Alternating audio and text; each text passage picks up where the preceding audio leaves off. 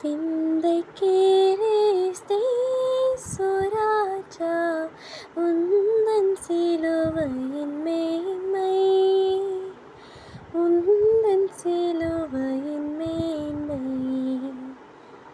விந்தை கேரேஸ்தே சுராஜா உந்தன் சிலுவையின் மேன்மை, உந்தன் சிலுவையின் மேன்மை.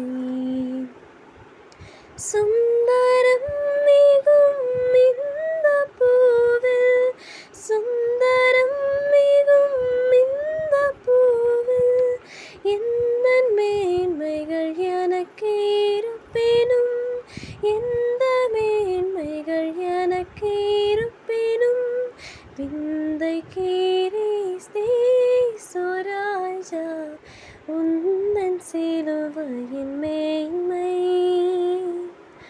உந்தன் சிலுவையின் மேன்மை. திரண்ட ஆஸ்தி உயர்த்த கல்வி செல்வாக்குகள் எனக்கு இருப்பினும், திரண்ட ஆஸ்தி உயர்ந்த கல்வி செல்வாக்குகள் எனக்கு இருப்பினும் குருசை நோக்கி பார்க்க எனக்கு, குருசை நோக்கி பார்க்க எனக்கு உரிய பெருமைகள் யாவும் அற்பமே, உரிய பெருமைகள் யாவும் அற்பமே. விந்தை கேரேஸ்தே சுராஜா உந்தன் சிலுவையின் மேன்மை, உந்தன் சிலுவையின் மேன்மை. சென்னி வீலா கை காணின்று சிந்துதோ துயரோடந்த, சென்னி வீலா கை காணின்று சிந்துதோ துயரோடந்த. மன்னாயிதை போன்ற காட்சி, மன்னாயிதை போன்ற காட்சி என்னாலினுமே எங்கும் காணேன், என்னாலினுமே எங்கும் காணேன். விந்தை கேரேஸ்தே சுராஜா உந்தன் சிலுவையின் மேன்மை, உந்தன் சிலுவையின் மேன்மை.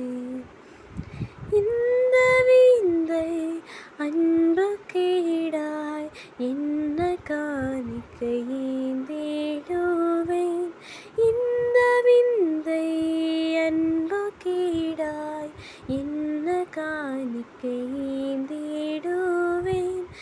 எந்த அரும் பொருளிடாகும், எந்த அரும் பொருளிடாகும் என்னை முற்றிலும் உமக்காலிக்கிறேன், என்னை முற்றிலும் உமக்காலிக்கிறேன்.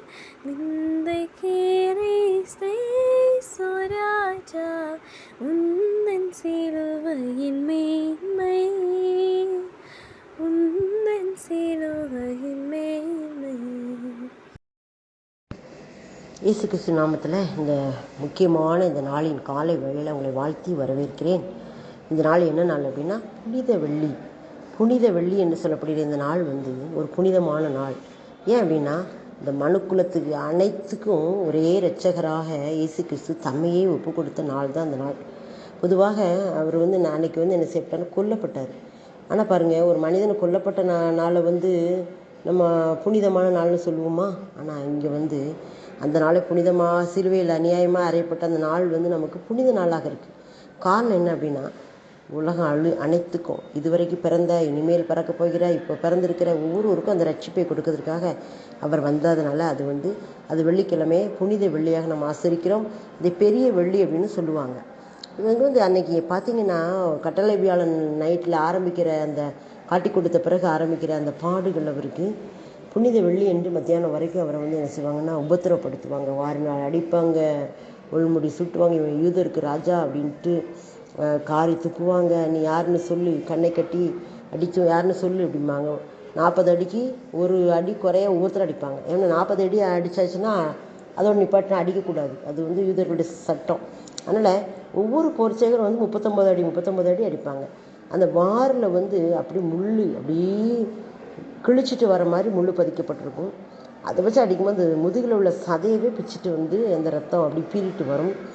அப்படியான ஒரு உபத்திரவத்தை அவர் வந்து விடிய விடிய படுதார், மத்தியானம் வரைக்கும் படுதார். பிறகு ஒரு சிலுவை எடுத்து அதே அவரையே சுமக்கும்படியாக வைக்கிறாங்க. அந்த வெயிலில் கொடுமையில் அவர் என்ன அதை சுமந்துட்டு அப்படி போகும்போதே விழுந்து விழுந்து போகிறத நம்ம வந்து படங்களில் பார்த்துருக்குறோம்.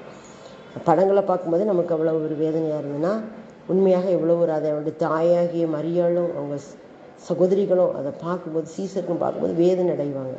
ஆனால் அப்படிப்பட்ட அந்த நேரத்தில் அவரை கொண்டு போய் கொல்கத்தாவில் சிலுவையில் 12ஆம் மணி வேளையில் என்ன செய்கிறாங்க, அடிக்கிறாங்க. 12ஆம் மணி வேளையிலேருந்து 3ஆம் மணி வேளை வரைக்கும் அவர் வந்து தொங்குறாரு சிலுவையில். அப்படி தொங்கும்போது அவர் அங்கே 7 வார்த்தைகளை பேசுகிறாரு.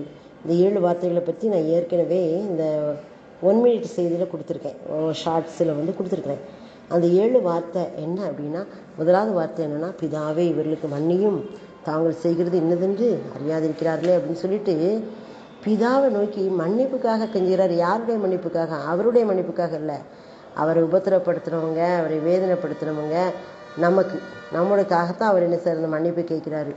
நம்ம வந்து நம்ம பாவத்துக்காகத்தான், நம்முடைய ஆசீர்வாதத்துக்காக தான் எப்பவும் ஜெபம் பண்ணிக்கிட்டு இருக்கோம். ஆனால் அவர் வந்து உலகத்தின் இரட்சகராக வந்ததுனால, அவர் அந்த ஆக்கினை ஏற்றுக்கொண்டு மத்தியஸ்தராக நமக்காக தொங்குனதுனால அந்த உலகத்தை ரட்சிக்கும்படியாக அவர் என்ன செய்றார், மன்னிக்க சொல்கிறார். அப்படிப்பட்ட தேவனாக அவர் முதல் வசனத்தை பேசுகிறாரு. 2ஆம் வசனத்துக்காக என்ன பேசுகிறாருன்னா, அந்த கள்ளன் பரதீசில் இருப்பான் அப்படின்னு சொல்லி அவனுக்கு வாக்கு கொடுக்குறார். ஏன்னா அந்த கள்ளன் வந்து தன்னை உணர்ந்த ஒரு இடத்துல தன்னை ஒப்பு கொடுப்பான். நீர் வந்து உங்களுடைய ராஜ்யத்தில் வரும்போது என்னை ஏற்றுக்கொள்ளும். ஏன்னா அவன் தப்பு செஞ்சுட்டு வந்து நிற்கிறான். ஆனால் இவர் தப்பு செய்யாமல் வந்து என்ன பண்ணுறாரு, சிலுவையில் தொங்கிட்டு அதை உணர்ந்து கொண்டு ஆண்டவர் நோக்கி விசுவாசத்தோடு சொல்கிறான். அவனுக்கு அங்கே பரதீசில் இடம் கிடைக்குது. அதுக்கு பிறகு 3ஆவதாக சொல்ல தன்னுடைய தாய்க்கு ஒரு அடைக்கலம் கொடுக்குறாரு. தாயை தவிக்க விட்டுட்டு போகிறவே அப்படின்னு சொல்லிட்டு மாம்ச பிரகாரமாக தாயினுடைய இயக்கத்தை புரிந்த அவர் தன்னுடைய தாயை ஒரு அன்பான சீசனிடத்தில் ஒப்பு கொடுத்து நீ பார்த்துக்க அப்படின்னு சொல்லி ஒப்பு கொடுக்குறாரு. ஸ்திரீயே அது உன் மகன், சீசனே அது உன் தாய் என்று சொல்லி ஒப்பு கொடுக்கார். 4ஆவதாக பார்த்தீங்கன்னா, அப்படி நம்முடைய பாவங்கள் அவருக்கும் பிதாவுக்கும் இடையில வந்து நிற்கிறதுனால பிதாவுடைய முகம் அங்கே மறைக்கப்படுறதுனால அவர் வந்து கத்துவார், என் தேவனே ஏன் என்னை கைவிட்டீர் அப்படின்னு. அதாவது இதுவரைக்கும் அவர் பிதாவின் முகத்தை மறைக்கவே இல்லை. பிதாவோடு டெய்லி பேசுவார். அன்னைக்கு அவர் பிதாவின் முகம் மறைக்கப்பட்டதுனால கலங்கி போயிருந்தார். சிலர் நமக்கும் கூட அப்படி பாருங்கள், நம்ம ஜெப வேளையில் ஆண்டவர் நம்மளோடு பேசலைன்னா துக்கமாக இருக்கும். அவர் வார்த்தையினால் பேசினா தான் சந்தோஷமாக இருக்கும். அதே மாதிரி அவர் தன்னுடைய பிதாவை நோக்கி கத்துறாரு. பிறகு பார்த்தீங்கன்னா, தாகமாக இருக்கிறேன் அப்படின்னு சொல்வார். தாகம் வந்து அவருக்கு 2 விதமாக, சரீரத்திலும் பாடுகள் அனுபவித்த தாகம், ஆத்தும தாகம். மக்களுக்காக அவர் நான் தாகமாக இருக்கிறேன் அப்படின்னு சொல்லி என்ன சொல்லுவார். அடுத்து பார்த்தீங்கன்னா முடிந்தது அப்படின்னு சொல்லுவார். முடிந்ததுன்னா இந்த உலகத்தில் நான் பட்ட பாடுகள் எல்லாம் முடிஞ்சிருச்சு. நான் வந்து இனிமேல் உங்களுக்காக எல்லாத்தையும் பட்டு முடிச்சிட்டேன். இனிமேல் நீங்கள் வந்து விடுதலையோடு என்ன செய்யலாம், இந்த பாவத்திலிருந்து வெளியில் வந்துடலாம் அப்படின்னு சொல்லி அவர் சரீர பாடுகளையும் முடித்தார், உலகத்தின் காரியங்களையும் முடித்தார், நியாயப்பிரமாணத்தையும் முடித்து ஒரு கிருபையின் காலத்துக்குள்ளே நம்ம கொண்டு வந்தார். எல்லாவற்றையும் முடித்தேன் அப்படின்னு சொல்றார். பிதா சில காரியங்களையும் நிறைவேற்றி முடித்தேன் அப்படிங்கிறத முடிந்தது. கடைசியாக அவர் சொல்கிறார் 7ஆம் வசனமாக, என் ஆவியை என் ஜீவனை உங்கள் கையில் ஒப்பு கொடுக்கேன் அப்படிங்கிறார். என்னுடைய ஜீவனை யாருமே எடுத்துக்கொள்ள முடியாது, நான் தான் என்னுடைய பிதாவை கையில் ஒப்பு கொடுக்கேன். முதல்ல ஆரம்ப வசனமும் பிதாவே தான் ஆரம்பிப்பார், முடிக்கும் போது பிதாவையும் தான் முடிப்பார். அவர் பிதாவை நோக்கியே அன்பை செலுத்தி பிதாவுக்காகவே பிதா சொன்ன காரியத்தை சொல்லியே வாழ்ந்து அவர் தன்னை அப்படியே பிதாவில் அர்ப்பணித்தார் என்று சொல்லி நம்ம பார்க்குறோம். இந்த 7 வசனங்களை சொல்லி முடித்த பின்பு அவர் என்ன செய்தார், தன்னுடைய ஜீவனை விட்டார். ஆனால் அந்த ஜீவன் வந்து அப்படியே அடங்கி இருக்கவில்லை. 3ஆம் நாள் அவர் உயிரோடு எழுந்திருக்கப்பட்டதை நாம் வரக்கூடிய நாட்களில் பார்ப்போம். இந்த 7 வசனங்கள் மூலமாக இந்த புனித வெள்ளியை நாம் இன்றைக்கும் ஆராய்த்து கொண்டே இருக்கிறோம். ஆண்டவர் தாமே இந்த வசனங்களை ஆசீர்வதிப்பாராக. ஆமென். கல்வாரி திருப்பீடமே, கரை போக்கும் திரு ரத்தமே, உயிருள்ள பரிசுத்த ஜீவ பலியாக ஒப்பு கொடுத்தேனையா. மகிமை மகிமை மாட்சிமை மாறா என் நேசருக்கே, மகிமை மகிமை மாட்சிமை மாறா என் நேசருக்கே. அப்போ அவனை நன்றியோடு துதிக்கிறோம். இந்த நாளிலும் நீர் எங்களோடு பேசினீங்க. உங்களுடைய வேத வசனங்கள் மூலமாக எங்களை தாழ்த்தி ஒப்பு கொடுக்கிறோம். இந்த நாளில் பங்கு பெறுகிற ஆராதனையின் மூலமாக எங்களை நீர் சந்தித்து நாங்கள் உமக்கு நேராக திரும்பும்படியாக ஒவ்வொருவரையும் திருப்பி கொண்டு வாருங்க. நம்முடைய